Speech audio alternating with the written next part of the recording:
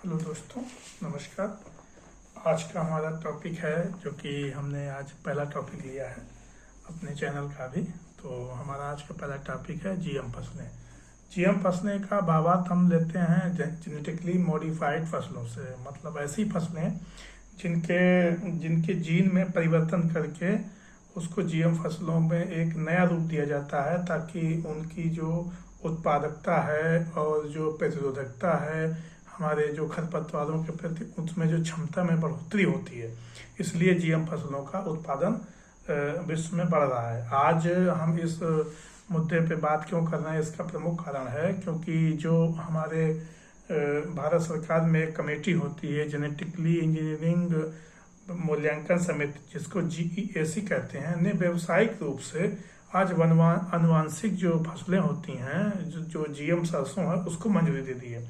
इसका एक प्रमुख फायदा ये भी है कि आज भी हमारे देश में सरसों का उत्पादन, या कहें कि जो खाद्य तेल का उत्पादन है, वो बहुत कम है। इसका प्रमुख कारण है क्योंकि जो हमारी जो इंडिजीनियस क्रॉप्स हैं या जो फसलें हैं, उनकी उत्पादकता में कहीं ना कहीं कमी देखी जा रही है। कमी के साथ साथ और हमारे जो फसल का रकबा है वो भी बहुत सीमित है। इन सबको बातों को नज़र रखते हुए जेनेटिकली इंजीनियरिंग मूल्यांकन समिति ने GEAC जिसको कहते हैं, ने आज आनुवांशिक रूप से संशोधित जीएम सरसों को मंजूरी दे दी है। अच्छा, इसका फायदा हमें ये होगा कि भारत में आज भी जो हमारा खाद्य तेल है उसका 70% आयात ही किया जाता है, जिसकी आयात जो क्वांटिटी है वो तो है ही अधिक, प्लस इसकी जो आर्थिक लागत है वो बहुत ज़्यादा है। लगभग 1 लाख करोड़ रुपए का तेल हम प्रतिवर्ष, खाद्य तेल, केवल प्रतिवर्ष खाद्य तेल ही 1 लाख करोड़ का आयात करते हैं। इससे क्या होता है, हमारी जो फॉरेक्स जो रिजर्व होता है उस पर भी कहीं ना कहीं दबाव पड़ता है या थोड़ी सी कमी महसूस की जाती है। आज देश में जीएम फसलों का रास्ता एक तरीके से साफ हुआ है, क्योंकि जो कमेटी ने अनुमति दी है, इस अनुमति से अन्य फसलों के लिए भी रास्ते खुलेंगे। अभी तक क्या होता था कि अन्य फसलों के नाम पे काफ़ी हमारे देश में लगभग 150 कृषि संस्थान हैं जो कि अपने स्वैच्छिक रूप से कार्य कर रहे हैं देश में। उनके विरोध भी बहुत ज़्यादा हुआ है। इसी वजह से जो हमारे देश में BT कॉटन, BT बैंगन, इस प्रकार की जो फसलें चल रही हैं, इसका विरोध होता है। हालांकि 2010 में BT बैंगन जो था उसका उत्पादन तो हो रहा था, लेकिन इसको फाइनली रूप से प्रतिबंध कर दिया गया। लेकिन अभी भी जो स्थिति है, जैसे हमारे पश्चिमी उत्तर प्रदेश है, हरियाणा है, कुछ एरिया पंजाब का, फिर भी वो कहीं ना कहीं किसान उसको उत्पादन कर रहे हैं।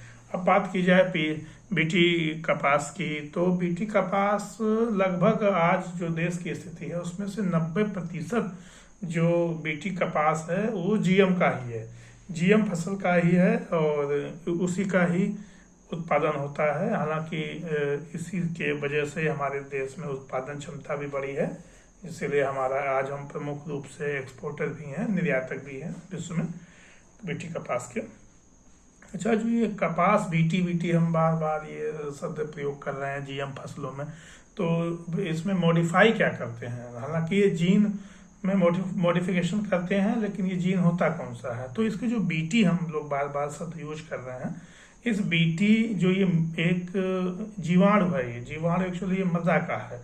ये मदा का, इसका नाम है बैसिलस thuringiensis।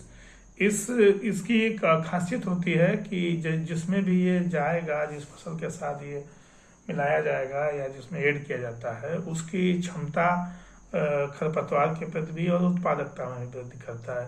हालांकि इसके समर्थन के बहुत सारे कारण हैं, क्योंकि इससे अगर किसान बोता है तो उसकी उत्पादकता में वृद्धि होती है, उत्पादकता में वृद्धि होगी तो किसान को आय भी अधिक होगी, और आय अधिक के साथ साथ हमारा जो आयात है उस आयात में भी हमको कमी मिलेगी, जिससे कि हमारी अर्थव्यवस्था में भी कहीं ना कहीं सपोर्ट मिलता है कि अगर हम आयात कम करेंगे तो हमारा जो करेंसी है, जो विदेशी करेंसी है उसकी बचत होती है, तो उसको हम अन्य कार्यों में प्रयोग कर सकते हैं बजाय कि आयात के अन्य चीज़ों के।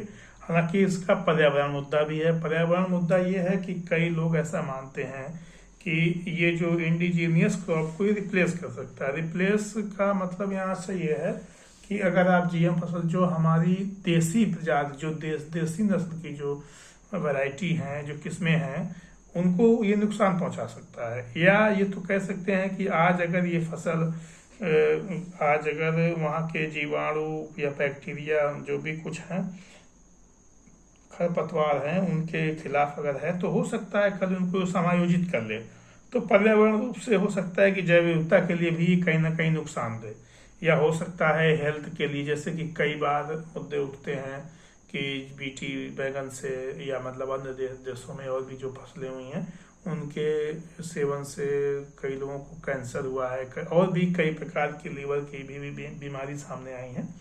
तो इन सब को देखते हुए हमारे देश और साथ साथ देश के जो किसान संगठन हैं उन्होंने भी इनका विरोध किया है। लेकिन अब बात ये भी है कि हमारे देश की जनसंख्या लगभग विश्व की दूसरी बड़ी जनसंख्या है, जो कि अभी नए आंकड़ों के हिसाब से हो सकता है 2027, वैसे पहले आंकड़े 2030 थे, लेकिन वर्तमान परिस्थिति ऐसा कह रही है कि 2027 तक हो सकता है भारत विश्व में प्रथम स्थान पे जनसंख्या के मामले में आ जाए। तो कुछ जो लोग इनका समर्थन करते हैं उनका मानना है कि अगर हम इनका प्रयोग नहीं करेंगे तो जो हमारी जनसंख्या अभी 132-34 करोड़ जो भी आ रही है, ये लगभग 150 करोड़ हो जाएगी। तो इसका पेट पालन, भोजन और भी तमाम प्रकार की आवश्यकताएं होती हैं, कपड़े, इन सब के हम कहाँ से बंदोबस्त, क्योंकि लगभग हमारे देश में 140 मिलियन हेक्टेयर जो भी खेती होती है उसमें निरंतर कमी ही देखी जा रही है, इजाफा तो हो नहीं रहा है, क्योंकि डेवलपमेंट और भी जो हमारी जनसंख्या बढ़ रही है उसके लिए भी कई प्रकार से भूमि का प्रयोग किया जा रहा है। तो एक हम समायोजित राय यही बनाते हुए चल सकते हैं कि हमें ऐसी इस प्रकार से फसलों को अनुमति देनी चाहिए जो कि तकनीकी के साथ साथ हमारे पर्यावरण और किसानों के हित और हमारे स्वास्थ्य को हित में भी रखा जाए।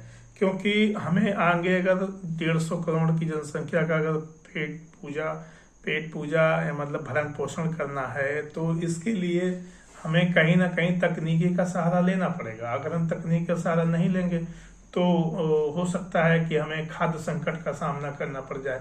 हालांकि कुछ लोग प्राकृतिक खेती, कुछ लोग जैविक खेती का समर्थन भी करते हैं, लेकिन इसमें कुछ आंकड़े आए हैं कि 2-4 साल में उत्पादन बढ़ता है, शुरुआत में उत्पादन कम रहता है। लेकिन अभी तत्कालिक परिस्थितियों में अगर हम देखें तो जैसे हमारे पड़ोसी देश श्रीलंका की स्थिति हुई है, वहाँ खाद्य संकट आया, वहाँ पर एक कारण ये भी बताया जा रहा है खाद्य संकट का कि उन्होंने ऑर्गेनिक खेती या प्राकृतिक खेती पे जोर दिया था, जिसकी वजह से उनकी उत्पादन क्षमता में कमी आई और आज स्थिति ये है कि देश खाद्य संकट से जूझ रहा है।